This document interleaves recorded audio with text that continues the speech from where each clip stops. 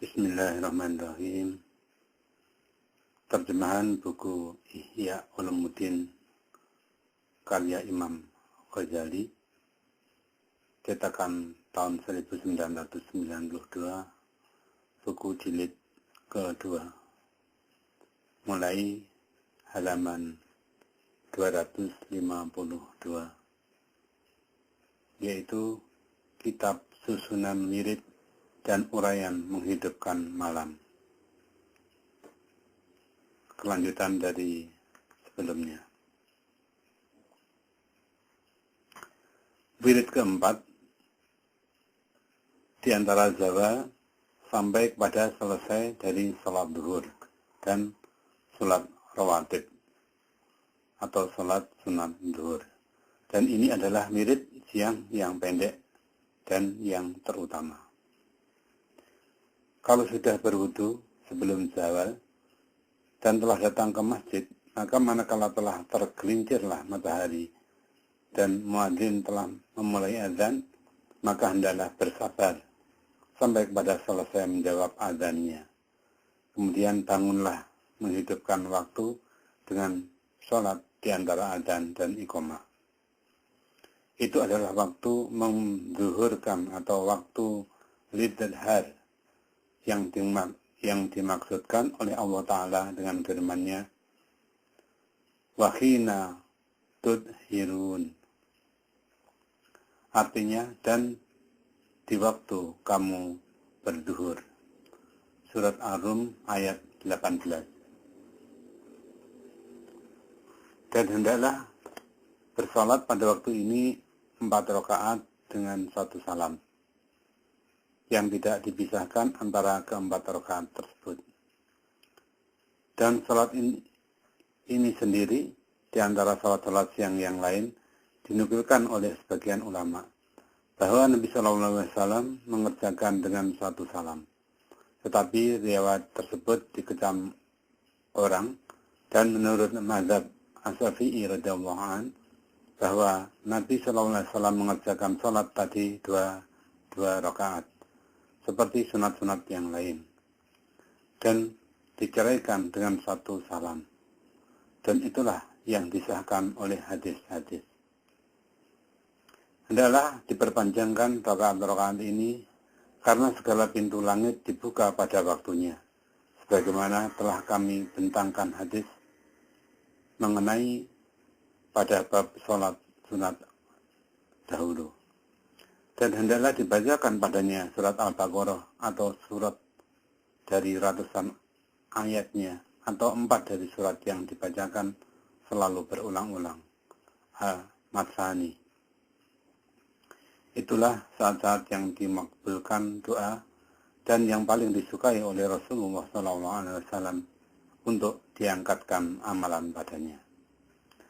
Kemudian dikerjakan sholat zuhur dengan berjamaah sesudah dikerjakan 4 rakaat yang pendek dan tidak wajar ditinggalkan. Kemudian sesudah zuhur hendaklah dikerjakan sholat 2 rakaat, kemudian 4 rakaat. Dan Ibnu Mas'ud memandang makruh diikutkan sholat fardu dengan yang menyamainya tanpa ada yang memisahkan. Dan sunat dibacakan pada sholat sunat ini ialah ayat kursi, penghabisan surat Al-Baqarah, dan ayat-ayat yang telah kami bentangkan pada wirid pertama dahulu. Supaya adalah yang demikian menghimpunkan di antara doa, zikir, bacaan, sholat, tahmid, dan tasbih bersama kemuliaan waktu. Wirid kelima, yaitu sesudah yang tadi sampai kepada asar. Dan sunatkan pada waktu wirid ini i'tikaf, atau duduk beribadah dengan niat i'tikaf di dalam masjid, berzikir dan bersolat atau berbagai amalan kebajikan. Dan dalam menunggu solat itu adalah dengan beriktikaf. Maka sebagian daripada amalan utama ialah menunggu solat sesudah solat, dan adalah yang demikian itu sunnah, jalan yang ditempuh oleh ulama-ulama terdahulu. Adalah orang yang masuk itu memasuki masjid di antara zuhur dan asar, lalu mendengar dengungan suara pembacaan dari orang-orang yang bersalat, seperti dengungan bunyi lebah. Kalau rumahnya telah diserahkan untuk agama dan disepakatkan untuk kepentingan agama, maka rumah itu adalah lebih utama terhadap dirinya. Maka menghidupkan wirid tadi, di mana wirid itu juga pada waktu manusia dalam kelalaian, adalah seperti menghidupkan wirid ketiga tentang kelebihannya. Pada waktu ini dimakruhkan tidur bagi orang yang telah tidur sebelum zawal, karena dimakruhkan 2 kali tidur pada suatu siang hari. Berkata sebagian ulama, 3 perkara dikutuk oleh Allah: ketawa tanpa ada yang ganjil, makan tanpa lapar, dan tidur siang tanpa berjaga pada malam hari. Pembatasan tidur bahwa malam dan siang itu adalah 24 jam. Maka tidur yang sederhana ialah 8 jam pada malam dan siang seluruhnya. Kalau telah tidur selama 8 jam ini pada malam hari, maka tidak ada artinya lagi untuk tidur pada siang hari. Dan kalau kurang dari itu, maka disempurnakan sekedar yang kurang dengan tidur pada siang hari. Hendaklah manusia itu menghitung, kalau ia hidup 60 tahun, maka telah berkurang daripadanya umurnya 20 tahun.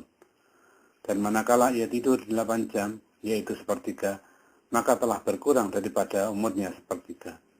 Tetapi tatkala tidur itu adalah makanan bagi nyawa, sebagaimana makanan biasa adalah makanan bagi tubuh, dan sebagaimana ilmu dan zikir adalah makanan bagi jiwa.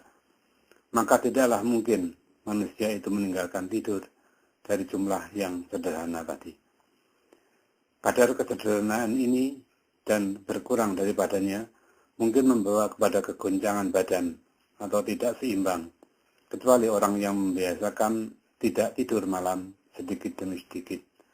Kadang-kadang ia melampaui dirinya atas yang demikian tanpa menggoncangkan.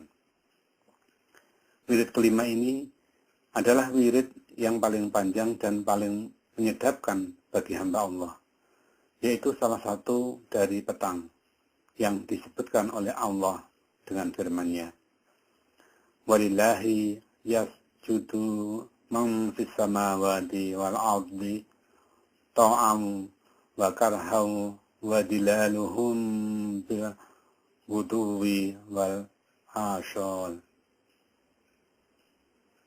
Dan apa yang ada di langit dan di bumi, semuanya tunduk kepada Allah, mau atau tidak mau. Demikian juga bayang-bayang mereka di waktu pagi dan petang. Surat Ar-Ra' ayat 15. Apabila telah bersujud kepada Allah Azza wa Jalla segala benda beku, al-jamadat, maka bagaimanakah boleh dilengahkan oleh hamba yang berakal daripada segala macam ibadah itu. Wirid ke-6, apabila telah masuk waktu asar, niscaya masuklah waktu wirid ke-6, yaitu yang disumpahi oleh Allah Ta'ala dengan firman-Nya, wal asri, demi waktu asar, surat Al-Asr ayat 1. Inilah adalah salah satu daripada 2 pengertian ayat, yaitu yang dimaksudkan dengan petang atau al-asr pada salah satu dari 2 penafsiran, yaitu kata-kata al-ashiyi atau sore yang tersebut pada firman-Nya wal ashiyan pada surat Ar-Rum ayat 18. Dan pada firman-Nya bil ashiyi wal israq pada surat Syad ayat 18. Dan tidak adalah pada wirid ini salat selain dari 4 rakaat antara azan dan iqamat, sebagaimana yang telah lalu pada zuhur. Kemudian mengerjakan salat fardu dan mengerjakan 4 macam yang tersebut pada wirid pertama dahulu sampai kepada meninggi matahari ke puncak pagar tembok dan warnanya menguning. Yang afdal atau lebih utama pada wirid ini, karena dilarang sholat ialah membaca Al-Quran dengan pengertian dan pemahaman yang mendalam. Karena yang demikian itu mengumpulkan antara zikir, doa, dan zikir, maka masuklah ke dalam bagian ini kebanyakan maksud dari bagian yang ketiga itu. Wirid ketujuh.